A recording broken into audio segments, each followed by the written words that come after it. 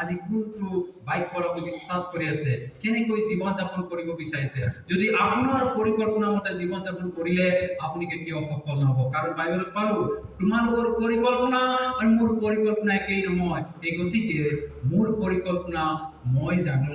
সেইকাৰণে হওক আমাৰ যি পৰিকল্পনাবিলাক কৰিছো এই পৰিকল্পনাবিলাক যাতে সফল হয়। আমি ঈশ্বৰক সোধাই দিম, প্ৰভু এই বছৰ মই যিমান ঈশ্বৰৰ লোকবিলাক আছে তেওঁবিলাকৰ কাৰণে মই সদায় প্ৰাৰ্থনা কৰিম। এটলিষ্ট 5 মিনিট এইবিলাক প্ৰাৰ্থনা কৰি তেনেকৈ আপুনি সিদ্ধান্ত লৈছে চাগে। কোনোবাই যদি ভাবিছে হয় প্ৰিয় ভাই ভনীসকল, এনেকৈ সিদ্ধান্ত কিছুমান লয় যে এইবাৰ মই যিমান উপাৰ্জন কৰোঁ তাৰ মাজত যিমান পৰিচৰ্যাবিলাক হৈ আছে, এই 25 চনত যিমান পৰিচৰ্যা হৈছে মই ডনেট কৰিম। এনেকা এজন আমেৰিকাত এজন লোক আছে, এজন লোক আছে যিজন 1 মাহত মাংস নাখায়। 1 মাহত মাংস নাখায়, যিটো পইচা বাচি যায়, যিটো মাংস নিকিনে সেই মাংসৰ পইচাটো ইণ্ডিয়াত পঠাইছিলে। ইণ্ডিয়াত এইটো কাৰণে পঠায় যাতে যিবিলাক প্ৰভু পোৱা নাই সেইবিলাক যাতে পায়, এই ডোনেশ্যন দিছিলে। আৰু একজন লোক পাইছিলো আমাক চাপোৰ্ট কৰিছিলে, এইজন 1 বছৰ দাড়ি নাকাটি দিছিলে, চুলি নাকাটি দাড়ি দীঘল হৈ গ'ল, চুলি দীঘল হৈ গ'ল, যি পইচাটো বচাই বচাই সেভিং কৰিলে আৰু সেই পইচাটো ইণ্ডিয়াত পঠালে যাতে পৰিচৰ্যাটো বৃদ্ধি পায়। আমি ক'ত ডোনেশ্যন কৰি আছো?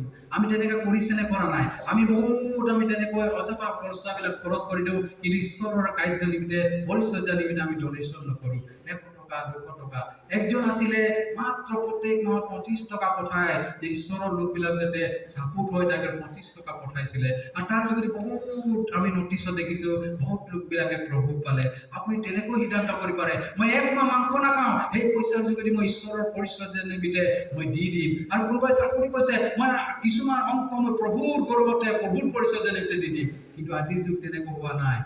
এইটো সময় তেনেকুৱা মই গাড়ী লওঁ, মই বাইক লওঁ, মই ভাল কাপোৰ থাকিব লাগিব, মোৰ ভাল ঘৰ থাকিব লাগিব, সব এনেকা মডাৰ্ণ টাইপ হৈ গৈছে। কিন্তু আমি দেখিছো বাহিৰৰ লোকবিলাক তেওঁলোকে নাখাই মেলি এসাঁজ নাখাই প্ৰভুৰ পৰিচৰ্যা নিমিত্তে দান দিছে। কিছুমান মহিলা আছে এনেকৈ সিদ্ধান্ত লৈছে যে মইতো টকা পইচা নাই, মোৰ শিক্ষা দীক্ষা নাই, মইতো যাব নোৱাৰো, মই য'ত দেশ বিদেশত যাব নোৱাৰো, কিন্তু মই সদায় ঈশ্বৰৰ লোকবিলাক কাৰণে আঁঠু পাৰি পাৰি প্ৰাৰ্থনা কৰিম। কোনোবাই 5 ঘণ্টা, কোনোবাই 2 ঘণ্টা এনেকুৱা বৃদ্ধ মাতৃবিলাক সিদ্ধান্ত লৈ গোটেই মানুহবিলাকৰ কাৰণে, গোটেই বিশ্বাসীবিলাকৰ কাৰণে, অৰ্থাৎ কিছুমান চহতাবিলাকৰ কাৰণে আৰু মিছনেৰীবিলাকৰ কাৰণে, বালকবিলাকৰ কাৰণে সদায় প্ৰাৰ্থনা কৰে। তেওঁলোকৰ প্ৰাৰ্থনাৰ কাৰণে গোটেই পৃথিৱীত আচৰিত কাৰ্য হৈছে। আপুনি তেনেকৈ একজন হ'ব বিচাৰেনে? মাতৃবিলাক তেনেকুৱা হ'ব বিচাৰিছেনে? আপুনি কথা ক'ব নাপাৰিব পাৰে, কিন্তু আপুনি প্ৰাৰ্থনা কৰিব পাৰে। সদায় একবাৰ 5 মিনিট কাৰণে 10 মিনিট কাৰণে সময় দিব পাৰিবনে? ঈশ্বৰৰ লোকবিলাকৰ কাৰণে প্ৰাৰ্থনা কৰিব পাৰিবনে?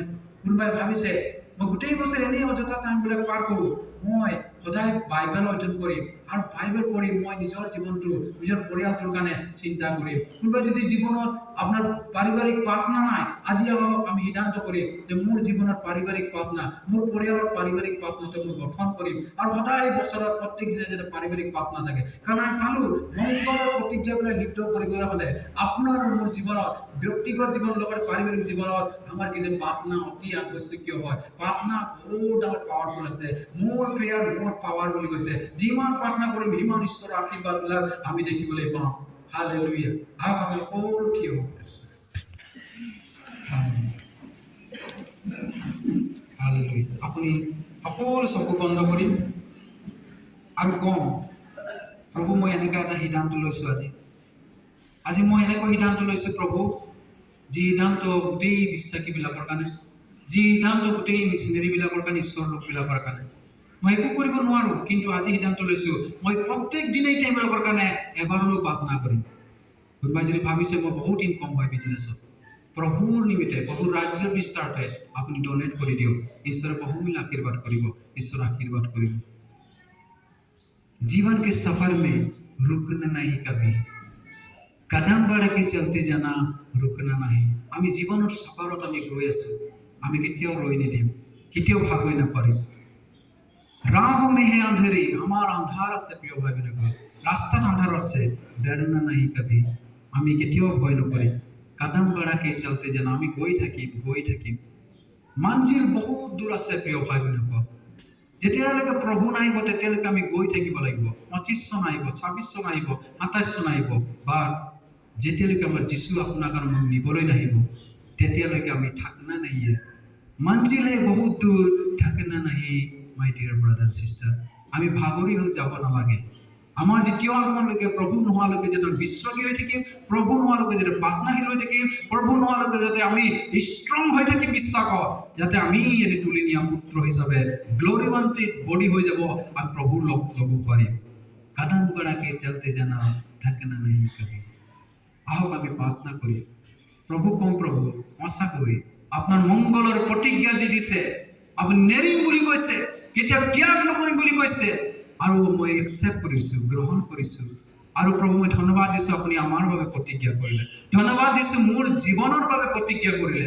আজি সেই বাক্যবিলাক মোৰ মনত আছে, মোৰ হৃদয়ত ৰাখি যাতে সেই মংগলৰ পৰিকল্পনা মই অনুভৱ কৰি পাৰিম মোৰ হৃদয়ত, মোৰ জীৱনত। তাৰ কাৰণে আশীৰ্বাদ কৰা প্ৰভু। আজি মই তোমাৰ পথত চলিবৰ কাৰণে, তোমাৰ পথত আগবাঢ়ি যাবৰ নিমিত্তে সদায় যাতে মোৰ জীৱনত প্ৰাৰ্থনা থাকিব, সদায় সহভাগিতা থাকিব, সদায় ফাষ্টিং থাকিব, সদায় প্ৰভু তোমাৰ কাৰণে চিন্তা কৰি পাৰিম, দিনে ৰাতি তোমাৰ সময় দিব পাৰিম, দিনে ৰাতি সদায় তোমাৰ লগতে চিন্তা কৰি তোমাৰ আগবাঢ়িব পাৰিম, তোমাৰ আগত। অৰ্থাৎ মই প্ৰভু পিছত আপুনি আগত হৈ জীৱন যাপন কৰিব, তেনে আপুনি সহায় কৰক প্ৰভু। আহক আমি প্ৰাৰ্থনা কৰি ঈশ্বৰৰ আশীৰ্বাদ কৰিম। ঈশ্বৰ নিশ্চয় আশীৰ্বাদ কৰিব। কোনোবা যদি কাট্ৰুতি কৰি যদি প্ৰাৰ্থনা কৰে, মই তেওঁ ওচৰ বুলি কৈছে। যিবিলাকে সত্যৰে প্ৰাৰ্থনা কৰে তেওঁবিলাকে একেবাৰে ওচৰ, আৰু যিবিলাকে মোক স্বীকাৰ কৰে তেওঁবিলাকক মই তেওঁলোকৰ পথবিলাক সমান কৰিম বুলি কৈ আছে। হালেলুয়া, হালেলুয়া প্ৰভু। মই ধন্যবাদ দিছোঁ, আপোনাক গৌৰৱান্বিত কৰিছোঁ প্ৰভু, আপোনাক মহিমা কৰিছোঁ প্ৰভু, সুন্দৰ প্ৰতিজ্ঞাৰ বাবে, সুন্দৰ মংগলৰ প্ৰতিজ্ঞা যিবিলাক প্ৰভু শাস্ত্ৰত আমাক দেখুৱাই দিছে। সেই শাস্ত্ৰৰ প্ৰতিজ্ঞাবিলাক এই বছৰত 2025 বছৰত আজি উপস্থিত থকা যিমান বিশ্বাসীবিলাক আছে, যিমান শ্ৰোতাবিলাক আছে, সকলোৰ ওপৰত প্ৰভু প্ৰতিবিম্বিত হওক প্ৰভু, আৰু প্ৰতিফলিত হওক, যাতে এই বাক্যবিলাক আমাৰ জীৱনত আৰু পাৰিবাৰিক জীৱনত, সমাজত যাতে আগুৱাই যোৱা দেখিবলৈ পাওঁ। যিমানেই আপোনাৰ সিদ্ধান্ত লৈছে, এই সিদ্ধান্তবিলাক তেওঁলোকে কাৰ্যকৰী কৰিব, সফল কৰিব পাৰিব, সিদ্ধ কৰিব পাৰিব, তেনে অনুগ্ৰহ কৰক। আমি ধন্যবাদ দিছোঁ আপুনি আমাৰ প্ৰাৰ্থনা শুনাৰ কাৰণে। সকলো প্ৰাৰ্থনা আহিবলগীয়া মহান ত্ৰাতা প্ৰভু যীশুৰ নামত, আমেন। ঈশ্বৰৰ সকলোকে আশীৰ্বাদ।